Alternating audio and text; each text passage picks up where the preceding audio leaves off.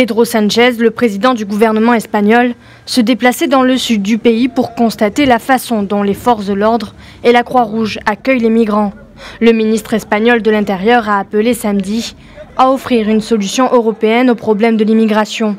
Les gardes-côtes espagnols ayant secouru en 2 jours plus de 1200 migrants.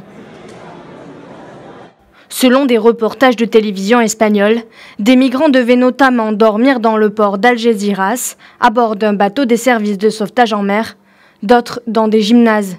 L'Espagne est devenue cette année la première porte d'entrée des migrants clandestins en Europe, dépassant l'Italie.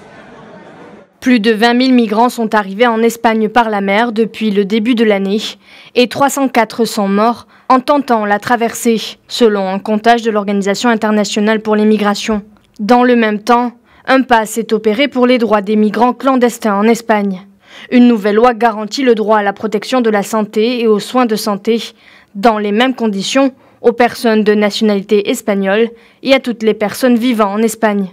Ainsi, les migrants illégaux auront accès au système national de santé espagnol, même s'ils ne cotisent pas à la sécurité sociale.